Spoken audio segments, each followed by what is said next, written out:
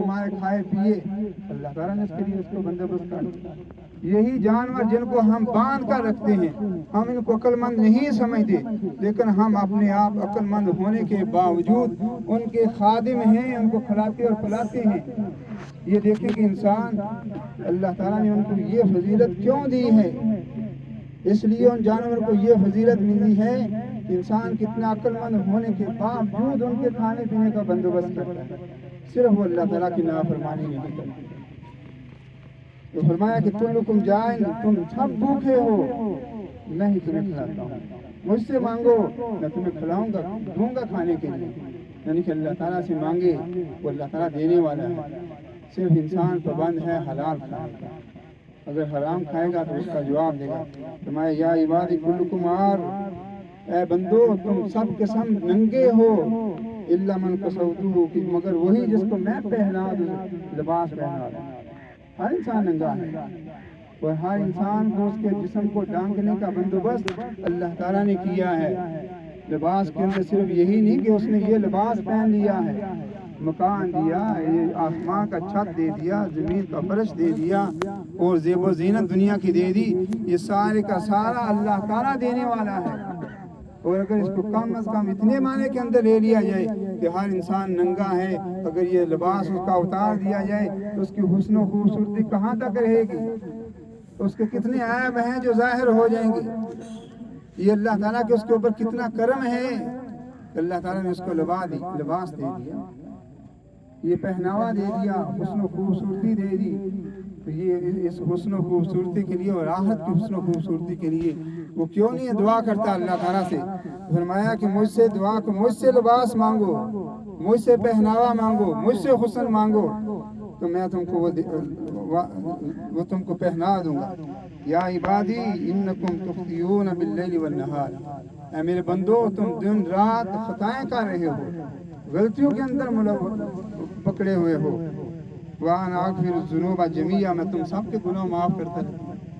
यानी कि वो गुनाह क्या है, ये गुनाह असर रखते हैं इंसान की शख्सियत के ऊपर भी, उसके किरदार के ऊपर, उसकी सोच के ऊपर, उसके दिल और दिमाग के ऊपर, ये उसको बीमार कर देते हैं। ये सब कुछ करते हैं लेकिन उनको कोई नहीं धो सकता, उनको कोई नहीं खत्म कर सकता सिवाय अल्लाह ताला के। तो फरमाया कि फस्तगफिरूनी अगफिर लकुम, तुम मुझसे बख्शिश मांगो, मुझसे इन गुनाहों की दूर करने के लिए दुआ करो, मैं तुम्हारे गुनाह माफ़ कर दूंगा। या इबादी, है मेरे बंदो, इन्नकुम लम तबलुगु ज़र्री, कि तुम मुझे नुकसान पहुँचाने के लिए कभी भी ताकत हासिल नहीं कर सकते। अगर सारे के सारे इंसान मिल जाएं, कहें कि हम अल्लाह ताला के मुकाबले में आ जाएं, उसको नुकसान पहुँचा दें, फरमाया कि तुम ऐसा कभी भी नहीं, ये ताकत तुम्हें मिलेगी ही नहीं कि तुम मुझे नुकसान पहुँचा सको।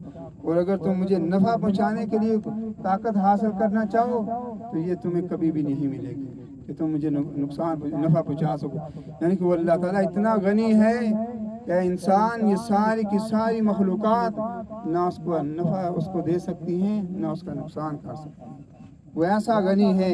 फरमाया या इबादी लो अन्ना अव्वलकुम व आखिरकुम व इंसकुम व जिन्नकुम, ऐ मेरे बंदो, अगर तुम्हारा सबसे पहला आदमी और आखिरी आदमी, ये सारे इंसान और जिन, ये सारे के सारे एक बेहतरीन एक बदतरीन इंसान की तरह हो जाए जिसका बदतरीन दिल है।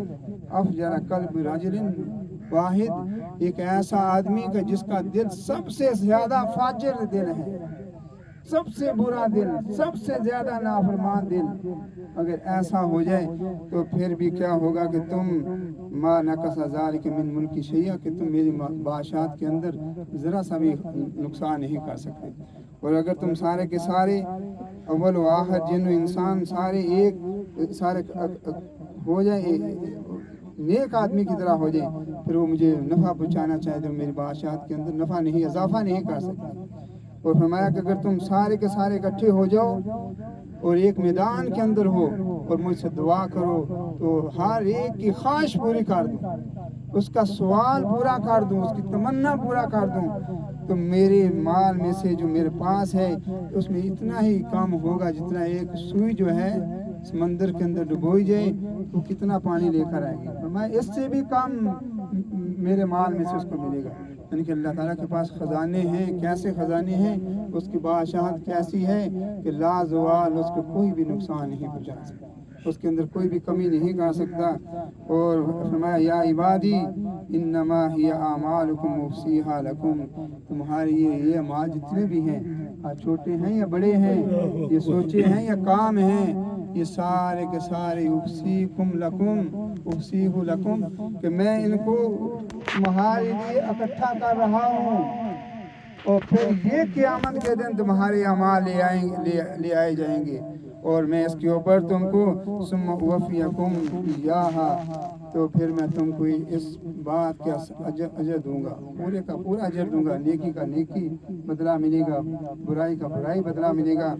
فمن وجد خیرا فلیحمد اللہ، جس کو اچھائی پہنچے اسے اللہ تعالیٰ کی حمد کرنی چاہیے، اور جس کو اس کے علاوہ کوئی پہنچے فلا یلومن الا نفسہ، فرمایا وہ اپنے آپ کو ملامت کرے، یعنی کہ اس کے اندر اس کا اپنا قصور ہے۔